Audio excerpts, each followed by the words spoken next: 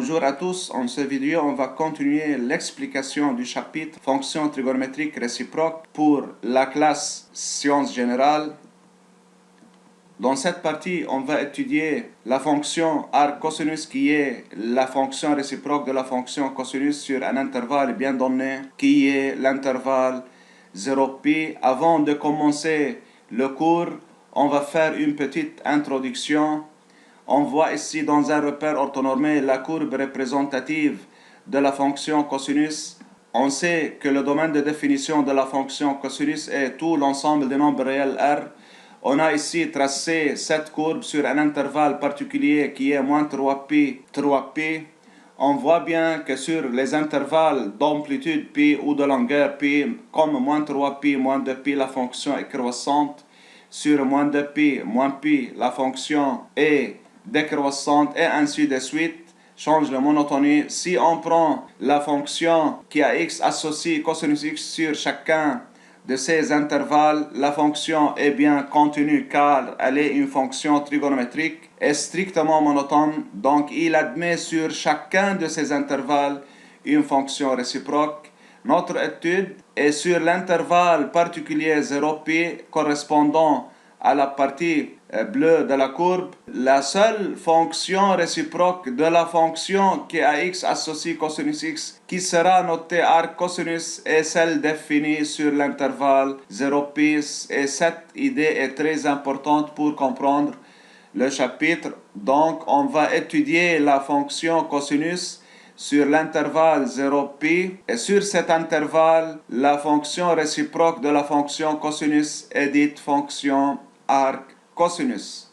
Par définition, la fonction arc cosinus, comme on a vu, soit la fonction f définie sur 0π par f de x est égale à cosinus x. Comme f est une fonction trigonométrique, donc f est continue sur 0π. Comme f est dérivable sur 0π et f' c'est moins sinus x qui est négative, bien sûr, pour tout x appartenant à 0π, donc la fonction f ou cosinus est décroissante sur l'intervalle 0π. F est continue et décroissante sur 0π, donc f admet sur l'intervalle 0π une fonction réciproque f-1 notée par arc cosinus x.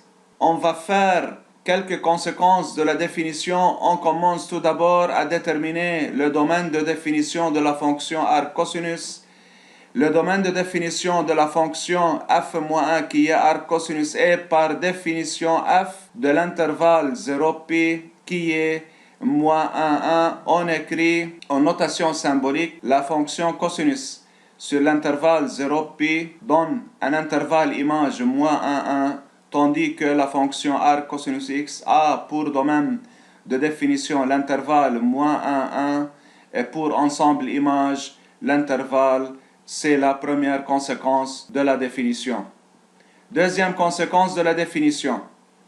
L'expression de la fonction arc cosinus. À chaque x appartenant à 0π correspond une seule valeur de y appartenant à l'intervalle moins 1, tel que y est égal à f de x est égal à cosinus x. Cette écriture est équivalente à x est égal à f moins 1 de y, où x est égal à arc cosinus y. Il faut bien comprendre cette écriture. Lorsqu'on écrit x est égal à arc cosinus y, cela signifie que x est l'arc de l'intervalle 0π dont le cosinus a pour valeur y. Par des exemples particuliers, on a arc cosinus 0 est égal à π sur 2. Pourquoi? Il faut toujours faire cette vérification. Comme cosinus π sur 2 égale à 0 et l'intervalle π sur 2 appartient à 0π, alors arc cosinus de 0 est égal à π sur 2. Arc cosinus 1/2 est égal à π sur 3, car bien sûr π sur 3 est un point de l'intervalle 0π et son cosinus est égal à 1/2. Arc cosinus moins radical de 3 sur 2. Ici, il faut faire attention, arc cosinus moins 3 sur 2 est différent de moins π sur 6, mais est égal à π moins π sur 6, car 5π sur 6 appartient à 0π, et cosinus de 5π sur 6 est égal moins radical de 3 sur 2. Faites attention à cette idée. Conséquence 3, en utilisant la composée d'une fonction avec sa réciproque qui est égale à l'identité de R pour tout x appartenant à 0π, R cosinus de cosinus x, c'est bien sûr x, et aussi pour tout x appartenant à l'intervalle moins 1, 1, cosinus de R cosinus x est égal à x. La dérivée de la fonction R cosinus, on a vu par la définition de la fonction réciproque et de sa dérivée que la fonction f-1 est dérivable sur chaque valeur y de son domaine de définition à condition que f' de x doit être non nul, c'est-à-dire la fonction R cosinus ayant pour domaine moins 1, 1 fermé est dérivable sur cet intervalle, mais pour les valeurs de moins sinus x différentes de 0, donc pour x différent de 0 et x différent de π, lorsque x est égal à 0, y est égal à cosinus 0, c'est 1. Lorsque x est égal à π, y est égal à moins 1. Donc, par conclusion, la fonction R cosinus est dérivable sur l'intervalle fermé moins 1, 1, privé de 1 et de moins 1. Donc, il est dérivable sur l'intervalle moins 1, 1 ouvert. Pour calculer la dérivée de la fonction réciproque de f, qui est la dérivée de R cosinus x, on utilise la formule f moins 1' de y, c'est 1 sur f' de x. On sait que y est égal, f de x est égal à cosinus x, donc f' est égal à moins sinus x, alors la dérivée de R cosinus y est égale 1 sur moins sinus x, mais comme on sait que sinus carré x plus cosinus carré x est égal à 1, alors sinus x est égal plus ou moins radical 1 moins cosinus carré x. On a choisi la valeur positive car x appartenant à l'intervalle 0π, donc sinus x est strictement positif. On remplace sinus x par radical 1 moins y2 dans la formule, on obtient R cosinus y', c'est moins 1 sur radical 1 moins y2. Y ici est appelé une variable muette. On peut remplacer donc y par n'importe quelle variable et l'expression de la dérivée ne change jamais.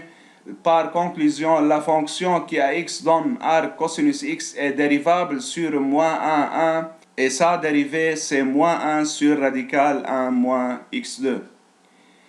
Pour généraliser cette idée, on utilise la dérivée de la fonction composée R cosinus rond u de x. On sait qu'il est dérivable lorsque u est dérivable et u de x appartient à l'intervalle moins 1, 1.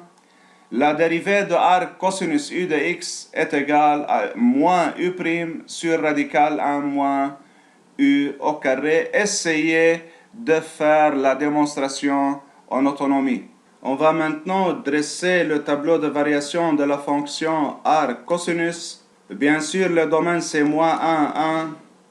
On a vu que la fonction R cosinus n'est pas dérivable au point moins 1 et au point 1.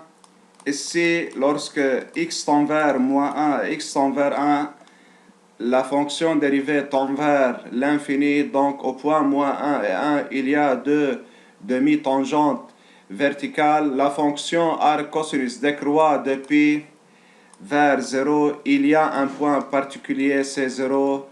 Pi sur 2, on peut vérifier que ce point est un point d'inflexion de la courbe. La pente de la tangente en ce point, c'est moins 1. Alors la tangente en ce point est parallèle à la deuxième bissectrice des axes d'équation y est égal à moins x. Et finalement, on va tracer la courbe représentative de la fonction R cosinus. On sait que la fonction R cosinus admet une courbe représentative symétrique par rapport à la première bissectrice des axes par rapport à la courbe de la fonction cosinus. On voit bien, cette droite, c'est la droite y égale x. La courbe en rouge, c'est la courbe de la fonction cosinus. Et la courbe en bleu est celle de la fonction R cosinus. On voit bien qu'au point pi moins 1, la tangente est horizontale, donc elle devient au point moins 1 pi une tangente ou une demi-tangente verticale. De même, au point 0,1, il y a une tangente horizontale, elle devient au point 1,0 une tangente verticale. C'est la deuxième partie du chapitre. Au revoir dans la troisième partie, la fonction arc-tangente.